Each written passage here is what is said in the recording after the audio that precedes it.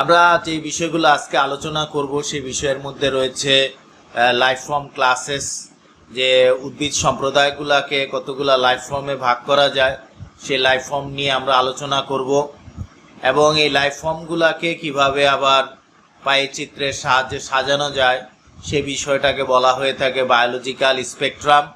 সেই বায়োলজিক্যাল স্পেকট্রামটাও আমাদের আলোচনার মধ্যে থাকবে। পাশাপাশি এটা প্লান্ট কমিউনিটি স্ট্রাকচার বা উদ্ভিদ সম্প্রদায়ের গঠনগত যে বৈশিষ্ট্যগুলো আছে সেগুলা সম্পর্কেও আমরা বিস্তারিত আলোচনা করব। তা আশা করি ভিডিওটি তোমাদের খুব ভালো লাগবে এবং মনোযোগ দিয়ে যদি আমরা শুনি তাহলে আমরা এই বিষয়টা সম্পর্কে অনেকগুলা বাস্তব ধারণা বা ভালো ধারণা নিতে পারব। লাইফ ফর্ম যে বিষয়টা আছে, লাইফ ফর্মের ধারণাটা দিয়েছেন রাউন্ডকিয়ার এবং এই রাউন্ডকিয়ার এই লাইফ ফর্ম যে বিষয়টা, যা আমরা যদি খুব সহজে বিষয়টা ব্যাখ্যা করার চেষ্টা করি তাহলে তার মধ্যে যে বিষয়টা খুব গুরুত্ব পায় সেটা হচ্ছে আসলে জীবনী শক্তি। যে একটা উদ্ভিদের মধ্যে কোথায় জীবনী শক্তি থাকে বা তার প্রাণ শক্তি কোথায় থাকে, এবং মূলত এটাকে আমরা আরও সহজভাবে যদি বলি তাহলে একটা ভাজক টিস্যু, যে মেরিস্টেম, যে ভাজক টিস্যুটা কোথায় থাকে এবং সেই ভাজক টিস্যুর থেকে কিভাবে তার নতুন পাতা সৃষ্টি হচ্ছে, ফুল তৈরি হচ্ছে, কুঁড়ি তৈরি হচ্ছে, এই বিষয়টা অর্থাৎ তার যে জীবনী শক্তি রয়েছে, প্রাণ শক্তি রয়েছে, সেই বিষয়টা আমরা বা সেই ভাজক টিস্যুটার অবস্থান কোথায় বা সেই জীবনী শক্তির অবস্থান কোথায়, রাউন্ডকিয়ার আসলে সেই বিষয়টাই ব্যাখ্যা করার চেষ্টা করেছেন। তা আমরা রাউন্ডকিয়ারের লাইফ ফর্মটা যদি বুঝতে চাই তাহলে আমাদেরকে তিনটা বিষয় খুব ভালোভাবে আলোচনা করতে হবে। তার মধ্যে এক নাম্বার যেটা, সেটা হচ্ছে অভিযোজনগত বৈশিষ্ট্য। যে একটা উদ্ভিদ তার কোন বৈশিষ্ট্যের সাহায্যে বা কিসের সাহায্যে সে বছরের পর বছর একটা স্থানে টিকে থাকে, অথবা যতটুকু সময় টিকে থাকে সেই ক্ষেত্রে তার সেই প্রাইমারি মেরিস্টেম বা প্রারম্ভিক ভাজক টিস্যুটা কোথায় অবস্থান করে। এবং সেটা টিকে থাকারও একটা বিষয় আছে, যে এটা যদি দেখা যায় যে এই প্রাইমারি মেরিস্টেম বা প্রারম্ভিক ভাজক টিস্যুটা যদি একটা বীজের মধ্যে থাকে তাহলে সেই বীজটা কিভাবে অভিযোজন করতেছে। এটা যদি শাখার অগ্রভাগে থাকে তাহলে সেই শাখার অগ্রভাগটা কিভাবে এই পরিবেশের সাথে, জলবায়ুর সাথে অভিযোজন করে টিকে থাকতে পারতেছে, এই বিষয়গুলো আমাদের গুরুত্ব দিতে হয়। এবং সেই বিষয়গুলো গুরুত্ব দিয়েই অভিযোজনগত, যে অনেক উদ্ভিদ আছে দেখা যায় যে তাদের এই জীবনী শক্তিটা একটা টিউবারের মধ্যে থাকে, অনেকের ক্ষেত্রে রাইজয়েডের মধ্যে থাকে, অনেকের বেলায় দেখা যায় যে মূলের অগ্রভাগে থাকতে পারে। এই জীবনী শক্তিটা বা এই প্রাইমারি মেরিস্টেমটা কোথায় থাকে এবং সেটা কিভাবে পরিবেশের মধ্যে টিকে থাকে, সেই বিষয়গুলো আমাদের কাছে খুবই গুরুত্বপূর্ণ। যার কারণে লাইফ ফর্ম নির্ণয়ের ক্ষেত্রে এই বিষয়টা আমরা খুবই গুরুত্ব দিয়ে থাকি, বা রাউন্ডকিয়ার এই বিষয়টা অত্যন্ত গুরুত্ব দিয়েছেন। দুই নাম্বার যে বিষয়টা আসছে, যে সুস্পষ্ট বৈশিষ্ট্য, যে তাদের এই প্রাইমারি মেরিস্টেম বা এই লাইফ ফর্মটা কোথায় অবস্থান করবে সেটা আমাদের কাছে সুস্পষ্ট হইতে হবে। এটা যদি এটা সম্পর্কে যদি আমরা একটা অস্পষ্ট ধারণা নিয়ে চলি তাহলে হবে না। আমাদের এই ধারণাটা অবশ্যই সুস্পষ্ট হইতে হবে যে একটা গাছের এই লাইফ ফর্মটা কোথায় অবস্থান করতেছে, যে এটা কি কাণ্ডের শীর্ষে অবস্থান করতেছে, মূলের অগ্রভাগে, না কাণ্ডের গোড়ার দিকে, না টিউবারের মধ্যে, না রাইজয়েডের মধ্যে, কোথায় লাইফ ফর্ম অবস্থান করতেছে সেটা আমাদেরকে অবশ্যই নিশ্চিত হইতে হবে। এই জন্য লাইফ ফর্মের বৈশিষ্ট্যগুলো অবশ্যই সুস্পষ্ট হওয়া আমাদের নিকট প্রয়োজন। লাইফ ফর্ম নিরূপণের ক্ষেত্রে আমরা সর্বত্রই একই পদ্ধতি প্রয়োগ করব, যে আমরা যদি এখানে প্রাইমারি মেরিস্টেমটাকেই গুরুত্ব দেই, বা যে মেরিস্টেম টিস্যুটার সাহায্যে সে টিকে আছে বা বেঁচে আছে সেটাকেই যদি আমরা গুরুত্ব দিয়ে থাকি তাহলে সব ক্ষেত্রেই সার্বজনীনভাবে একই পদ্ধতি সব জায়গায় প্রয়োগ করতে হবে। লাইফ ফর্ম নিরূপণের ক্ষেত্রে এক এক সময় যদি আমরা এক একটা পদ্ধতি প্রয়োগ করে থাকি তাহলে সেটা আমাদের জন্য ভালো বিষয় হবে না। রাউন্ড কেয়ার লাইফ ফর্ম তৈরি করার জন্য এই কারণে তিনটা বিষয়ের উপরে খুবই গুরুত্ব দিয়েছেন।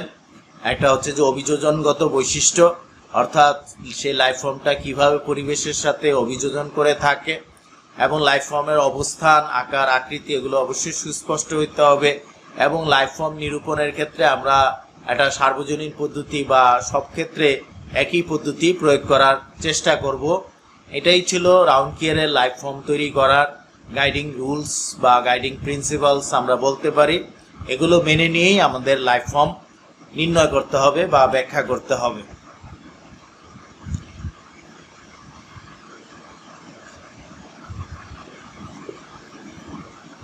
আমরা রাউন্ড কেয়ারের লাইফ ফর্ম 5 ধরনের লাইফ ফর্মের কথা আমরা বলে থাকি, যে এই লাইফ ফর্মটা কোথায় অবস্থান করতেছে। যদি এটা বড় বৃক্ষ জাতীয় উদ্ভিদ হয় তাহলে সেক্ষেত্রে দেখা যায় যে সেই বৃক্ষের অগ্রভাগে, শাখার অগ্রভাগে এই ধরনের উদ্ভিদ লাইফ ফর্মটাকে আমরা ফেনেরোফাইটস বলে থাকি। এগুলো সাধারণত মাটির থেকে অনেক উপরে এই লাইফ ফর্মটা অবস্থান করে, প্রায় কমপক্ষে 30 ফিট বা তার উপরে হইতে হবে। সেই ক্ষেত্রে এটাকে ফেনেরোফাইটস আমরা বলে থাকি। এটা থেকে আমরা স্বাভাবিকভাবেই বুঝতে পারতেছি যে ফেনেরোফাইটস কারা হবে, যারা বৃক্ষ জাতীয় উদ্ভিদ, আম গাছ, জাম গাছ, কাঁঠাল গাছ, বা এর চেয়ে উঁচু উঁচু যেগুলো আছে, ইউক্যালিপটাস আছে, বিভিন্ন ধরনের যে বৃক্ষগুলো আছে, এই বৃক্ষের লাইফ ফর্মগুলাকে আমরা মূলত ফেনেরোফাইটস বলে থাকি। এবং এখানে লাইফ ফর্মটা অবশ্যই বায়ুমণ্ডলের মধ্যে থাকবে, উন্মুক্ত অবস্থায় থাকবে। এটা আরেকটা বিষয় আছে যে লাইফ ফর্ম, এখানে লাইফ ফর্ম যেটা আছে যে যদি এটা শাখান্বিত উদ্ভিদ হয়, দ্বিবীজপত্রী উদ্ভিদ হয়, তাহলে এটা প্রচুর ব্রাঞ্চিং থাকবে। সেই ক্ষেত্রে একাধিক লাইফ ফর্ম থাকাটা স্বাভাবিক তাদের বেলায়, যে তাদের লাইফ ফর্ম অনেকগুলা লাইফ ফর্ম থাকতে পারে, যে প্রত্যেকটা শাখার অগ্রভাগে লাইফ ফর্ম থাকতে পারে, সেটা একটা গুরুত্বপূর্ণ বিষয়। আবার এটা যদি তাল গাছ হয়, নারকেল গাছ হয়, তাহলে লাইফ ফর্মের সংখ্যা কমে আসবে। বা সাধারণত দেখা যায় যে একবীজপত্রী উদ্ভিদের বেলায় যে শাখার অগ্রভাগে যে লাইফ ফর্মটা থাকে সেটা দেখা যায় যে খুবই একটাই থাকে। যে আমরা যদি তাল গাছ বা নারকেল গাছের কথা বিবেচনা করি, সেই ক্ষেত্রে দেখা যায় যে তাদের লাইফ ফর্ম একটাই থাকে। এবং সেই তাল গাছ বা নারকেল গাছের অগ্রভাগ যদি কোনো কারণে ভেঙে যায়, তাহলে দেখা যায় যে সেই গাছটা মৃত্যু ছাড়া আর অবতারিত মৃত্যু থাকে। যে নারকেল গাছের অগ্রভাগ বা খেজুর গাছের অগ্রভাগ যদি কোনো কারণে ঝড়ে, বৃষ্টিতে ভেঙে যায়, তাহলে দেখা যায় যে সেই গাছটার পক্ষে টিকে থাকাটা খুব কঠিন হয়ে যায়, কারণ তার লাইফ ফর্ম থাকে একটাই। কিন্তু ব্রাঞ্চিং যদি অনেক বেশি থাকে তাহলে অনেকগুলা লাইফ ফর্ম আমরা সেখানে দেখতে পারবো। দ্বিতীয় যে ধরনটা আমরা বলে থাকি সেটা হচ্ছে ক্যামিফাইটস। ক্যামিফাইটস হচ্ছে এই ক্ষেত্রে দেখা যায় যে তাদের এই লাইফ ফর্মটা থাকে মাটির খুব কাছাকাছি, অর্থাৎ এই ধরনের উদ্ভিদগুলো হচ্ছে ঝোপঝাড়ের মতো, যেরকম জবা গাছ, হাসনাহেনা বা এই জাতীয় যে গাছগুলো আছে, এই গাছগুলার অগ্রভাগ বা অগ্র মেরিস্টেম, এপিক্যাল মেরিস্টেম বা প্রাইমারি মেরিস্টেমটা সাধারণত মাটির কাছাকাছি থাকে। এবং সেইখানে দেখা যায় যে মাটির থেকে খুব দূরত্ব, হয়তো 2-3 ফিটের মধ্যেই এই লাইফ ফর্মের অবস্থান থাকে এবং সেটা মাটির কাছাকাছি থাকে। এই ধরনের লাইফ ফর্মকে আমরা ক্যামিফাইটস বলে থাকি।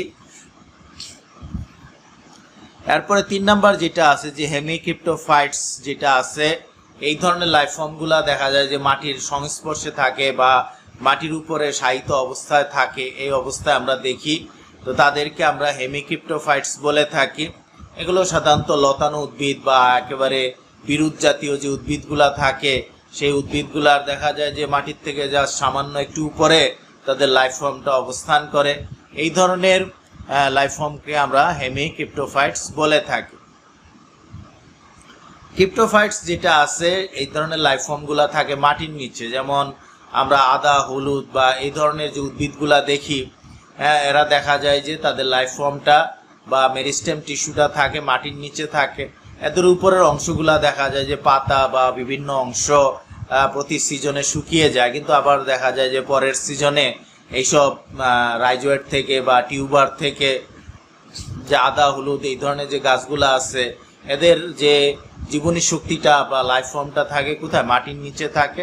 পরের সিজনে দেখা যায় যে আবার সেখান থেকে নতুন করে উদ্ভিদ তৈরি হয়, পাতা তৈরি হয়, বা সেখান থেকে শাখা প্রশাখা তৈরি হয়ে থাকে, এরকম আমরা বিষয় দেখি। এই ধরনের উদ্ভিদগুলাকে আমরা ক্রিপ্টোফাইটস বলে থাকি।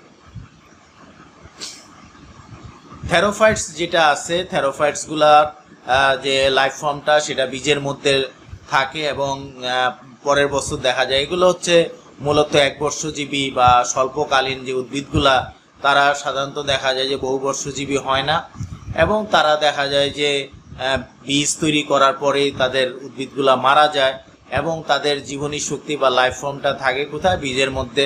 এই বীজটা যখন পরবর্তী সিজনে অঙ্কুরিত হবে, তখন সেখান থেকে নতুন শাখা প্রশাখা বা নতুন উদ্ভিদ সৃষ্টি হবে, এবং সেখান থেকে আবার ফুল ফল বীজের মাধ্যমে তারা তাদের লাইফ ফর্মটা বীজের মধ্যেই আবদ্ধ হয়ে যায়। এটা নির্দিষ্ট সময় পরেই বীজের মধ্যে থাকে, এবং এই বীজটা থেকেই আমরা তাকে আবার নতুনভাবে ফেরত পাবো বা এই বিষয়। তাহলে মোটামুটি আমরা দেখি যে 5 ধরনের লাইফ ফর্ম হতে পারে। যে যারা বৃক্ষজাতীয় উদ্ভিদ তাদেরকে আমরা ফেনোরোফাইটস বলে থাকি, যারা ঝোপঝাড়ের মতো উদ্ভিদ তাদেরকে আমরা কেমিফাইটস বলে থাকি, যারা বিরুৎ জাতীয় উদ্ভিদ এবং যাদের লাইফ ফর্মটা মাটির কাছাকাছি বা জাস্ট মাটির একটু সামান্য উপরে থাকে তাদেরকে আমরা হেমিক্রিপ্টোফাইটস বলে থাকি, যাদের লাইফ ফর্ম মাটির নিচে থাকে তাদেরকে বলা হচ্ছে ক্রিপ্টোফাইটস, এবং যাদের লাইফ ফর্ম বীজের মধ্যে থাকে তাদেরকে আমরা থেরোফাইটস বলে থাকি।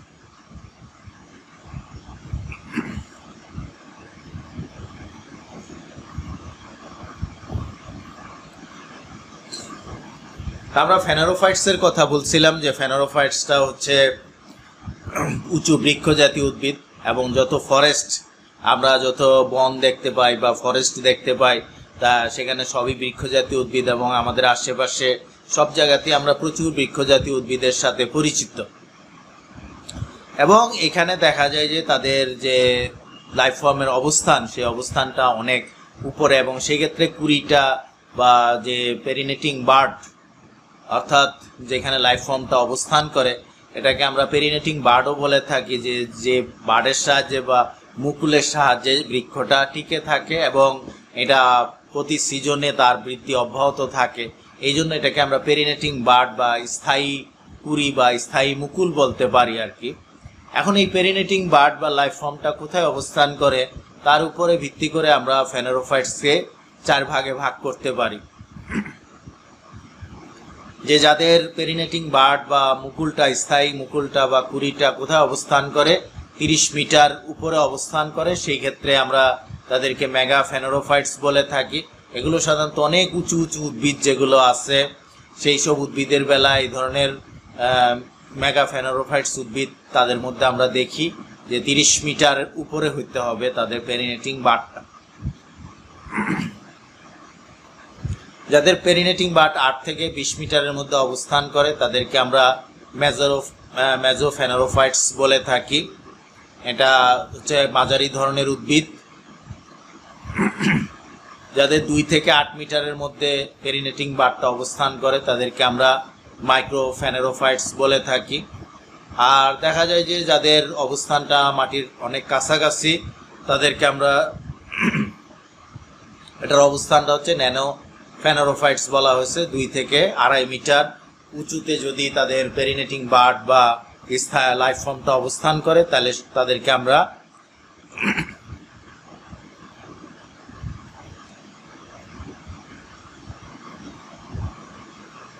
আমরা ন্যানো ফেনোরোফাইটস বলে থাকি।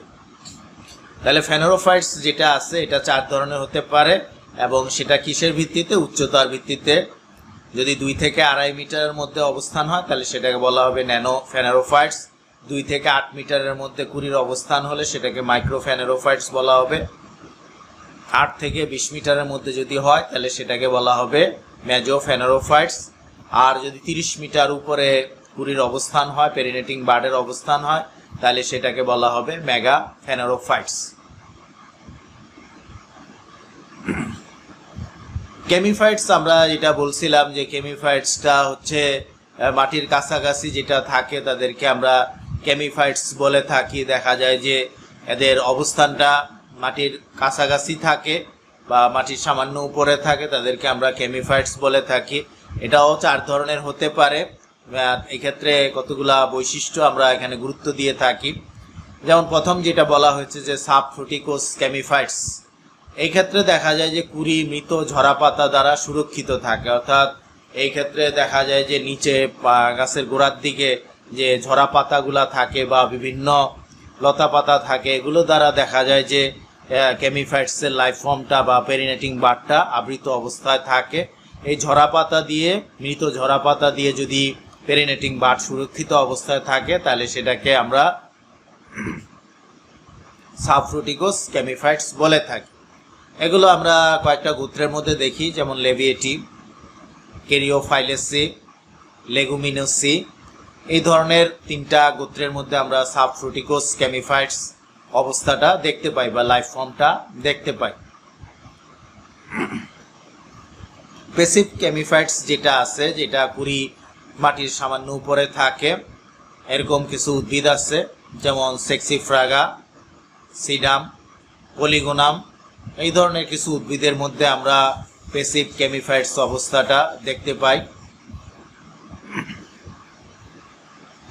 অ্যাক্টিভ ক্যামিফাইটস হচ্ছে কাদেরকে বলা হয়, যদি কুড়ি মাটির উপরে বরফ দ্বারা সুরক্ষিত অবস্থায় থাকে। এটা সাধারণত স্বাভাবিকভাবে বোঝাই যাচ্ছে যে এটা মেরু অঞ্চলে বা পাহাড়ি অঞ্চলে, সেই সব জায়গায় আমরা দেখি যে এই অ্যাক্টিভ ক্যামিফাইটসের অবস্থানটা আমরা দেখতে পাই।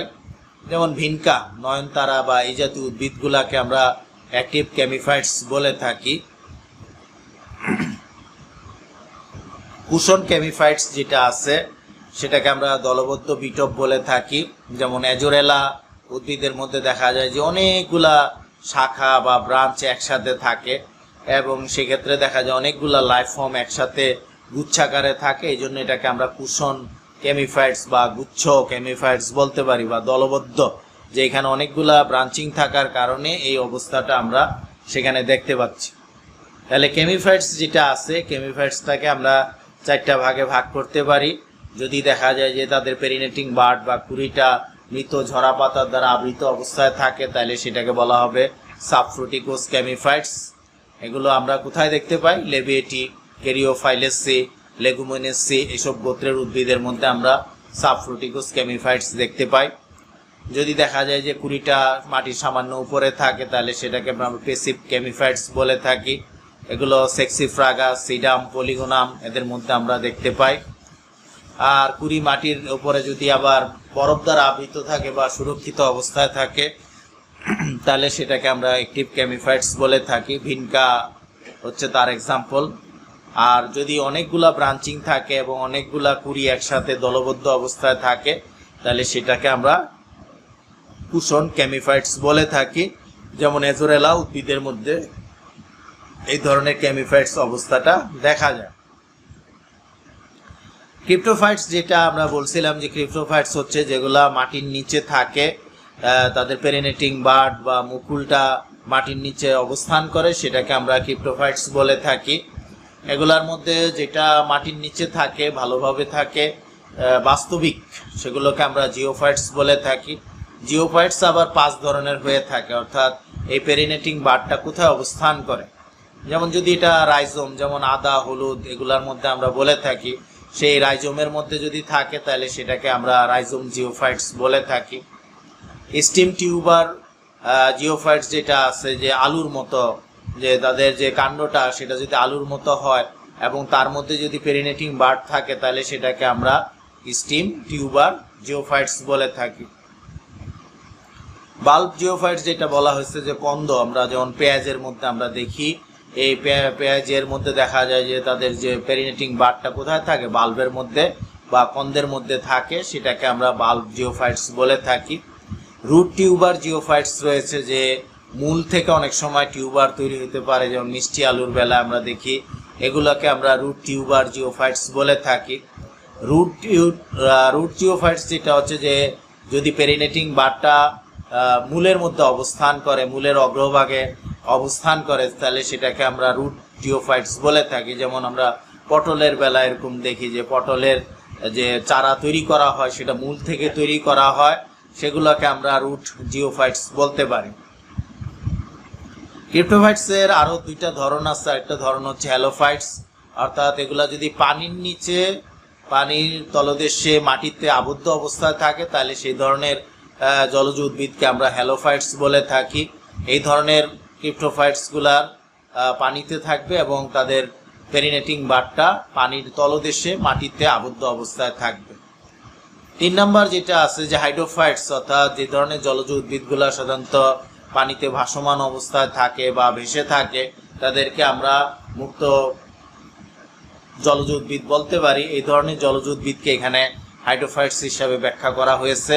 তাদের বেলায় দেখা যায় যে তাদের পেরিনেটিং বারটা সাধারণত পানির মধ্যে অবস্থান করে, পানি মাঝামাঝি বা পানির থেকে সামান্য নিচে অবস্থান করে। সেই ধরনের ক্রিপ্টোফাইটসগুলোকে আমরা হাইড্রোফাইটস বলে থাকি। তাহলে আমরা দেখি যে ক্রিপ্টোফাইটস 3 ধরনের হতে পারে। যে জিওফাইটস আমরা বলছি যে যারা প্রকৃত স্থলভাগে, যারা মাটির নিচে অবস্থান করে, তাদেরকে আমরা প্রকৃত জিওফাইটস বলে থাকি। এটা যদি রাইজোম জাতীয় হয় তাহলে সেটাকে রাইজোম জিওফাইট বলা হয়। এটা যদি কাণ্ড টিউবার জাতীয় হয় তাহলে সেটাকে স্টিম টিউবার জিওফাইটস বলা হয়ে থাকে। এটা যদি কন্দ জাতীয় হয় তাহলে সেটাকে আমরা বাল্ব জিওফাইটস বলে থাকি। এটা যদি মূল থেকে টিউবার তৈরি হয় তাহলে সেটাকে রুট টিউবার জিওফাইটস বলা হবে। আর যদি মূলের মধ্যেই পেরিনেটিং বারটা সরাসরি অবস্থান করে তাহলে সেটাকে আমরা রুট জিওফাইটস বলি। হ্যালোফাইটস আমরা বলছি কাদেরকে, যে যারা জলজ উদ্ভিদ কিন্তু তাদের মূলটা বা পেরিনেটিং বারটা পানির তলদেশে মাটির নিচে আবদ্ধ অবস্থায় থাকবে, তাদেরকে আমরা হ্যালোফাইটস বলবো। আর এটা যদি মুক্ত জলজ উদ্ভিদ হয় তাহলে তাদেরকে আমরা সরাসরি হাইড্রোফাইটস বলে থাকি। সেক্ষেত্রে পেরিনেটিং বারটা পানির মধ্যেই নিমজ্জিত অবস্থায় থাকবে। এটা হচ্ছে মূল বিষয়টা। এখন এই যে আমরা বিভিন্ন ধরনের লাইফ ফর্মগুলো আলোচনা করলাম, যে আমরা ফেনোরোফাইটস, বৃক্ষজাতীয় উদ্ভিদগুলোকে আমরা ফেনোরোফাইটস বলছি। তারপরে থেরোফাইটস, ক্রিপ্টোফাইটস, হেমিক্রিপ্টোফাইটস, কেমিফাইটস, বিভিন্ন ধরনের লাইফ ফর্মের কথা আমরা আলোচনা করছি এখানে।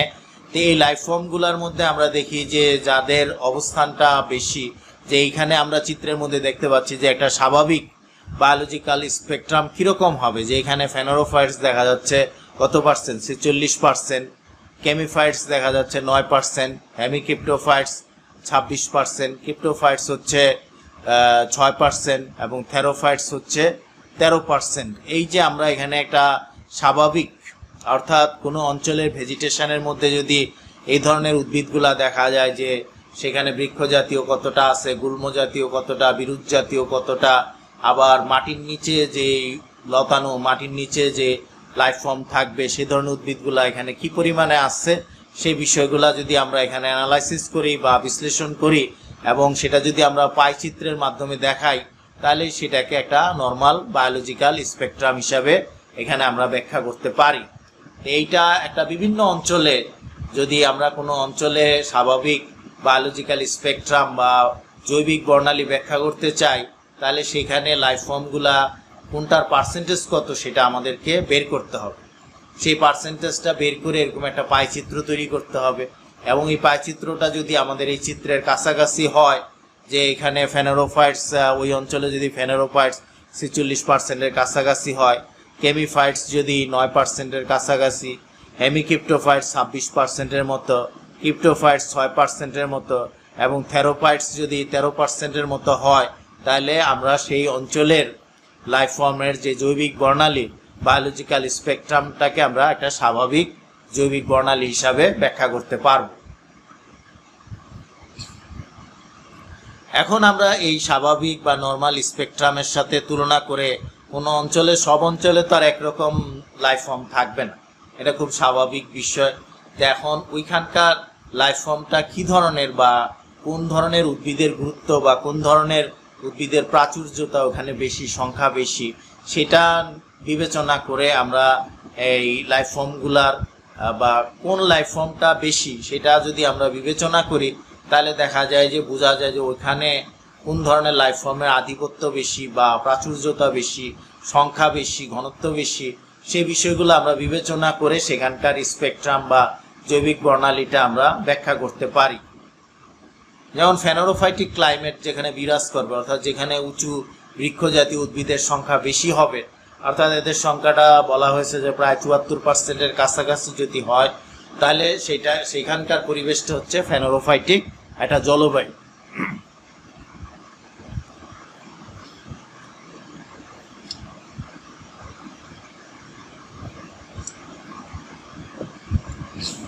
যে যেমন ট্রপিক্যাল রেইন ফরেস্টের কথা বলা হচ্ছে যে এখানে ট্রপিক্যাল রেইন ফরেস্ট যেটা আছে, এই ট্রপিক্যাল রেইন ফরেস্টের মধ্যে আমরা উঁচু বৃক্ষের সংখ্যা দেখি অনেক বেশি, 74%-এর বেশি হচ্ছে সেখানে উঁচু বৃক্ষ বা হাই ট্রি। তাহলে আমরা বুঝতে পারবো যে ওই ফরেস্টের মধ্যে বা ওই ভেজিটেশন যেটা আছে এটা হচ্ছে একটা ফেনোরোফাইটিক ভেজিটেশন এবং সেখানকার জলবায়ুটা ফেনোরোফাইটসের জন্য উপযোগী। থেরোফাইটিক ক্লাইমেট যেটা বলা হচ্ছে যে যেখানে হাই থেরোফাইটস থাকবে, থেরোফাইটসের সংখ্যা অনেক বেশি থাকবে, যেমন 40%-এর মতো উপরে বলা হয়েছে যে যদি কোথাও থেরোফাইটসের সংখ্যা অনেক বেশি হয় তাহলে বোঝা যায় যে সেখানকার যে পরিস্থিতি আনফেভারেবল ক্লাইমেট বলা হয়েছে যে সেখানে দেখা যায় যে স্বাভাবিক উদ্ভিদ বা স্বাভাবিকভাবে উদ্ভিদের পক্ষে সেখানে টিকে থাকাটা খুব কষ্টকর হয়ে যায়, যার কারণে তারা সেখানে থেরোফাইটস মাটির নিচে বা মাটির বীজের মধ্যে তারা সেভাবে অবস্থান করে। সেই ক্ষেত্রে আমরা দেখি যে এটাকে একটা আনফেভারেবল বা প্রতিকূল জলবায়ুর সাথে তুলনা করা হয়েছে, যে এখানকার জলবায়ুটা অত্যন্ত একটা প্রতিকূল জলবায়ুতে দেখা যায় যে থেরোফাইটসের সংখ্যাটা অনেক বেশি হয়। কেমিফাইটস যেটা আছে এখানে যদি কোথাও কেমিফাইটসের সংখ্যা 50%-এর উপরে হয় তাহলে বোঝা যাবে যে ওখানকার আবহাওয়াটা অত্যন্ত ঠান্ডা একটা বা খুবই ঠান্ডা একটা আবহাওয়া সেখানে বিরাজ করে এবং সেই ধরনের খুবই চরম ঠান্ডা আবহাওয়াতে দেখা যায় যে কেমিফাইটসের সংখ্যা সেখানে 50%-এর উপরে থাকবে।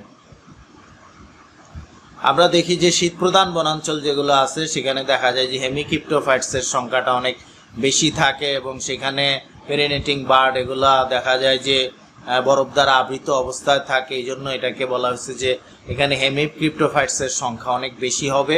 কোথায়? শীতপ্রধান বনাঞ্চলে।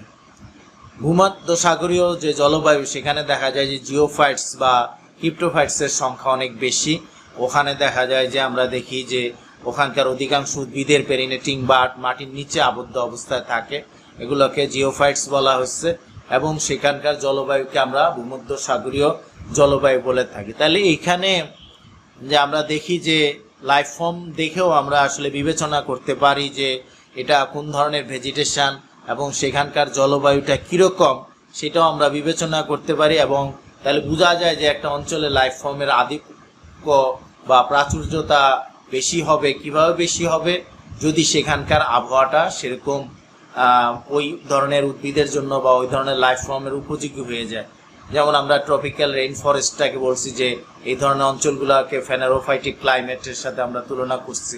আনফেভারেবল ক্লাইমেট যেখানে আছে সেখানে থেরোফাইটসের সংখ্যা বেশি হবে, যেখানে অত্যন্ত চরম ঠান্ডা থাকে সেখানে কেমিফাইটসের সংখ্যা বেশি হবে। শীতপ্রধান বনাঞ্চলগুলোতে আমরা দেখব যে হেমিক্রিপ্টোফাইটসের সংখ্যা বেশি হবে। আবার ভূমধ্যসাগরীয় জলবায়ুতে আমরা দেখব যে জিওফাইটসের সংখ্যা বেশি হয়ে থাকে।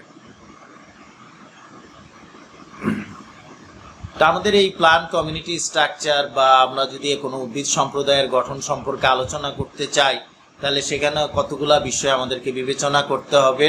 তার মধ্যে প্রথম যে বিষয়টা আসছে সেটা হচ্ছে যে স্পেসিস ডাইভার্সিটি, অর্থাৎ ওই অঞ্চলটাতে বা ওই এলাকাতে কি পরিমাণ প্রজাতি বৈচিত্র্য আছে সেটা আমাদেরকে বিবেচনা করতে হয় ওই কমিউনিটি। এটা খুব গুরুত্বপূর্ণ একটা বিষয় যে ওখানে যত বেশি প্রজাতি থাকবে ততই সেখানে স্পেসিস ডাইভার্সিটি বেশি হবে। ওখানে যদি প্রজাতির সংখ্যা কম হয় তাহলে স্পেসিস ডাইভার্সিটি কমে আসবে। এটা একটা দেখা যায় যে কোনো সম্প্রদায়ের মধ্যে যদি একটা একক প্রজাতির আধিপত্য বেশি থাকে তাহলে সেখানে স্পেসিস ডাইভার্সিটি কমে যায়।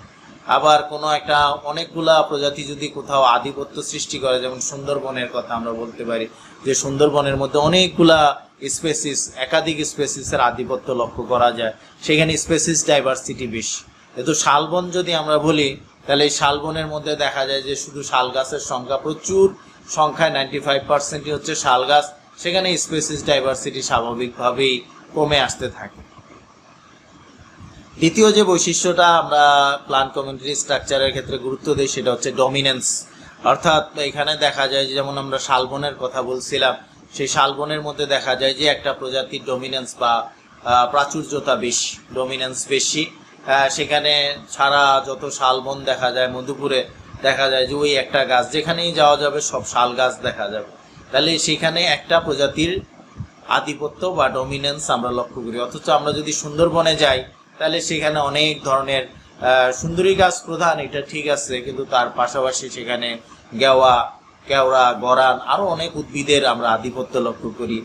গোলপাতা গাছের আধিপত্য সেখানে লক্ষ্য করা যায়। তো এই জন্য দেখা যায় যে কোনো কোনো ভেজিটেশনের মধ্যে বা প্লান্ট কমিউনিটিতে একাধিক প্রজাতির আধিপত্য লক্ষ্য করা যায়, আবার কোনো কোনোটাতে আমরা দেখি যে একটা একক প্রজাতির আধিপত্য লক্ষ্য করা যায়। তো আধিপত্যের উপরে ওই যে প্রথম যে বিষয়টা স্পেসিস ডাইভার্সিটি আমরা সেটা বলছিলাম, সেটা নির্ভরশীল। স্ট্রাকচার যেটা আছে যে এখানে কি ধরনের উদ্ভিদ এখানে জন্মায় বা গঠন, তাদের আকার আকৃতি সাইজ কিরকম, সেটা একটা বিষয় আছে। ভেজিটেশনের আকার আকৃতি আয়তন কত বড়, সেটাও একটা গুরুত্বপূর্ণ বিষয়। যে এখানে স্ট্রাকচার বলতে গেলে আমরা সেখানকার বৃক্ষের সংখ্যা কিরকম, গুল্মের সংখ্যা কিরকম, এই বিষয়গুলো আমাদেরকে বিবেচনায় নিতে হয় এবং সেটা মাধ্যমে আমরা একটা প্লান্ট কমিউনিটি স্ট্রাকচার বিবেচনা করে থাকি। স্ট্র্যাটিফিকেশনটা তৈরি হয় যখন দেখা যায় যে সেখানে বিভিন্ন আকারের উদ্ভিদ থাকবে। যেমন একটা এখানে যদি বৃক্ষজাতীয় উদ্ভিদ থাকে তাহলে সেই বৃক্ষজাতীয় উদ্ভিদগুলার উঁচু বৃক্ষ যদি থাকে তাহলে তাদের একটা স্তর তৈরি হয়। মাঝারি সাইজের বৃক্ষ যদি থাকে তাহলে সেখানে আরেক ধরনের স্তরায়ন আমরা দেখতে পাই। আবার গুল্মজাতীয় উদ্ভিদ যদি সেখানে থাকে তাহলে সেটা আরেকটা স্তর তৈরি করে। আবার তৃণজাতীয় উদ্ভিদ যদি থাকে তাহলে তারা আরেকটা স্তর তৈরি করে। আবার মাটির নিচে দেখা যায় অনেক অর্গানিজম থাকে বা সয়েল অর্গানিজম থাকে, তারা আরেকটা স্তর তৈরি করে থাকে। এইভাবে দেখা যায় যে একটা কমিউনিটিতে যদি বিভিন্ন ধরনের উদ্ভিদ থাকে তাহলে তাদের মধ্যে আমরা বিভিন্ন ধরনের স্ট্র্যাটিফিকেশন তৈরি হতে দেখি। একটা প্লান্ট কমিউনিটির মধ্যে সাকসেশন থাকবে, উদ্ভিদ ক্রমাগমন থাকবে। যে এখানে হাজার বছর ধরে এখন আমরা যে ফরেস্টটা দেখতে পাই, এটা ফরেস্টটা হচ্ছে ক্লাইম্যাক্স ফরেস্ট বা একটা ক্লাইম্যাক্স ভেজিটেশন। এটা খুব সহজে পরিবর্তন হয় না, কিন্তু দেখা যায় যে এক সময় এই অঞ্চলটা যখন একটা নতুন দ্বীপ ছিল বা নতুন এলাকা ছিল, চর ছিল, তখন দেখা যায় যে এখানে প্রথম তো আর এখানে হঠাৎ করে বৃক্ষের আগমন হয় নাই। এখানে প্রথম দেখা গেছে হয়তো তৃণজাতীয় উদ্ভিদ ছিল, তারপরে সেখানে গুল্ম জাতীয় উদ্ভিদ আসছে, তারপরে দেখা গেছে যে সেখানে মাঝারি সাইজের বৃক্ষ আসছে। আবার এক সময় দেখা গেল যে সেখানে অনেক উঁচু উঁচু বৃক্ষের আবির্ভাব ঘটছে। তাহলে একটা প্লান্ট কমিউনিটিতে আমরা দেখি যে সেখানে সাকসেশন খুব গুরুত্বপূর্ণ একটা বিষয়। সেখানে ট্রফিক লেভেল থাকবে, প্রত্যেকটা প্লান্ট কমিউনিটিতে ট্রফিক লেভেল থাকবে। ট্রফিক লেভেলটা নির্ভর করে উদ্ভিদ এবং প্রাণী দুইটা মিলেই ট্রফিক লেভেল বা পুষ্টি স্তর তৈরি হয়ে থাকে। আমরা উদ্ভিদগুলোকে সাধারণত একেবারেই প্রাইমারি উৎপাদক, প্রাথমিক উৎপাদক বলে থাকি। তার উপরে যারা তৃণভোজী প্রাণী আছে তারা উদ্ভিদের উপর নির্ভরশীল। আবার এই তৃণভোজী প্রাণীর উপরে মাংসভোজী প্রাণীরা নির্ভর করে থাকে। এইভাবে দেখা যায় যে একটা কমিউনিটির মধ্যে অনেকগুলা পুষ্টি স্তর তৈরি হয়ে থাকে।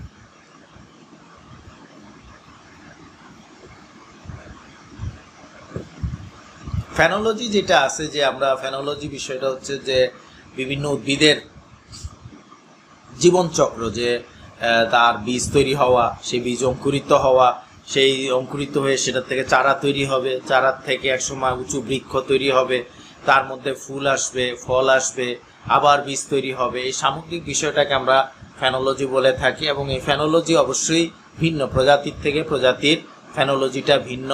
এটা আমরা আরেকটা লেকচারের মধ্যে বিস্তারিত আলোচনা করেছি ফেনোলজি সম্পর্কে। সেটা সেই ফেনোলজি সম্পর্কে বিস্তারিত জানতে হলে সেই ভিডিওটা আমাদের দেখতে হবে। তাহলে ফেনোলজি এটা প্রজাতির থেকে প্রজাতিতে ভিন্ন, ফুল আসার সময়টা ভিন্ন এবং এগুলো জলবায়ুর উপরে অনেক সময় নির্ভর করে। পরাগায়ন যে বিষয়টা আছে সেটা দেখা যায় যে পোকামাকড়ের উপরে নির্ভরশীল। এগুলো অনেকগুলা বিষয় ফেনোলজির সাথে রিলেটেড বা সম্পর্কিত থাকে। গ্রোথ ফর্মস হচ্ছে যে বিভিন্ন ধরনের রূপ থাকতে পারে, যে বৃক্ষ জাতীয় উদ্ভিদ থাকবে, গুল্ম জাতীয় উদ্ভিদ থাকবে, এগুলোর বিভিন্ন ধরনের গ্রোথ ফর্ম। বিরুৎ জাতীয় উদ্ভিদ থাকবে, এগুলোকে আমরা গ্রোথ ফর্ম বলে থাকি। যে এদের গ্রোথ বা বৃদ্ধির ধরন, আকার আকৃতির ক্ষেত্রে অনেক পার্থক্য আমরা লক্ষ্য করে থাকি।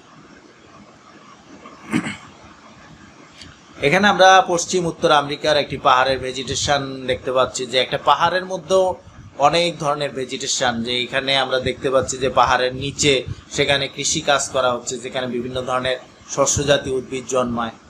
তারপরে আমরা দেখি যে পাহাড়ের গোড়ার দিকে যে ভেজিটেশন সেটাকে ট্রপিক্যাল জোন বলা হচ্ছে, যে সেখানে উঁচু উঁচু বৃক্ষ থাকবে গোড়ার দিকে। তারপরে সাব ট্রপিক্যাল জোন বলা হচ্ছে, যে সেখানে আরেকটু মাঝারি সাইজের বৃক্ষ থাকবে। তারপরে দেখা যায় যে এরপরে যত উপরের দিকে যাচ্ছে যে টেম্পারেট জোন বা নাতিশীতোষ্ণ অঞ্চল, এখানে তাপমাত্রা একটু মাঝারি ধরনের তাপমাত্রা বিরাজ করবে, যার কারণে এখানকার গাছগুলো আর একটু ভিন্ন ধরনের হবে। তারপরে সাব আলপাইন জোন যেটা বলা হয়েছে, যে সেখানে যাওয়ার পরে দেখা যায় যে ওখানে তাপমাত্রা অনেক কমে আসতেছে, এবং সেইখানে আমরা দেখব যে শীত প্রধান অঞ্চলে যে উদ্ভিদগুলা পাইন জাতীয় বা এই জাতীয় যে উদ্ভিদগুলা জন্মায় সেগুলাই সাব আলপাইন জোনে জন্মাবে। তারপরে ঠান্ডা যে অঞ্চল সেখানে আলপাইন জোন বলা হয়েছে, সেই আলপাইন জোনের মধ্যে আমরা ওই বিষয়টা দেখি। তারপরে যে একেবারে উপরে যেটা আছে স্নো বা বরফ, এই বরফ আবৃত অঞ্চলে দেখা যায় যে সাধারণত সেরকম কোনো উদ্ভিদ জন্মায় না। এখানে সারা বছরই এখানে বরফ দ্বারা আবৃত থাকে, মাঝে মধ্যে হয়তো এখানে কিছু শৈবাল বা লাইকেন জাতীয় উদ্ভিদ জন্মাতে পারে স্নো জোনের মধ্যে। তাহলে আমরা দেখি যে একটা উঁচু পাহাড় যদি হয়, বিশাল উঁচু পাহাড়, সেই পাহাড়ের মধ্যে আমরা বিভিন্ন ধরনের ভেজিটেশন লক্ষ্য করব, যে একেবারে গোড়ার থেকে এইখানে আমরা অনেকগুলা ভেজিটেশন একই পাহাড়ের মধ্যে যদি আমরা পর্যবেক্ষণ করি বা স্টাডি করি, তাহলে দেখা যাবে যে এখানে বিভিন্ন ধরনের আমরা ভেজিটেশন দেখতে পাচ্ছি। আমরা একটা হ্রদের কথা যদি বিবেচনা করি, তাহলে হ্রদের মধ্যে আমরা বিভিন্ন ধরনের অঞ্চলায়ন দেখি, যে যেটা তীরবর্তী অঞ্চল সেটাকে আমরা লিটোরাল জোন বলে থাকি। লিটোরাল জোনের মধ্যে দেখা যায় যে সূর্যের আলো মাটির তলদেশ পর্যন্ত পৌঁছায়, যার কারণে এখানেই বিভিন্ন ধরনের উদ্ভিদ জন্মাতে পারে। আর গভীরতম অঞ্চলগুলোকে আমরা লিমনেটিক জোন বলে থাকি, সেখানে সূর্যের আলো তলদেশ পর্যন্ত পৌঁছাইতে পারে না। এখানকার যে তলদেশ বা অন্ধকার তলদেশ, যেখানে সূর্যের আলো পৌঁছায় না, সেটাকে আমরা প্রোফান্ডাল জোন বলে থাকি। তাহলে আমরা দেখি যে একটা হ্রদের মধ্যে এইভাবে তিনটা অঞ্চল হইতে পারে, এবং এই হ্রদের মধ্যে দেখা যায় যে ভেজিটেশনটা সাধারণত অবস্থান করে লিটোরাল জোনের মধ্যে। যে লিটোরাল জোনের মধ্যে আমরা দেখি যে সেখানে বিভিন্ন ধরনের উদ্ভিদ এখানে জন্মাতে পারে। একটা কমিউনিটির মধ্যে যদি আমরা স্ট্র্যাটিফিকেশনের কথা বলছিলাম, যে স্ট্র্যাটিফিকেশন হচ্ছে যে এখানে যে উদ্ভিদগুলা জন্মাবে সেই উদ্ভিদগুলা বিভিন্ন আকৃতির হইতে হবে, বিভিন্ন আকারের হতে পারে। তখন দেখা যায় যে সেখানে বিভিন্ন ধরনের স্তরায়ন আমরা দেখি, যে ওভার স্টোরি স্ট্রেটাম বলা হয়েছে, যে যেখানে বৃক্ষগুলা 40 ফিটের উপরে উঁচু লম্বা হয় তাদেরকে ওভার স্টোরি স্ট্রেটাম বলা হয়ে থাকে। তারপরে 20 থেকে 40 ফিটের মধ্যে যে উদ্ভিদগুলা থাকে তাদেরকে আমরা আন্ডার স্টোরি স্ট্রেটাম বলে থাকি। তারপরে 3-4 ফিট থেকে 20 ফিট পর্যন্ত যে উদ্ভিদগুলা উঁচু হয় তাদেরকে আমরা ট্রান্সগ্রেসিভ স্ট্রেটাম বলে থাকি।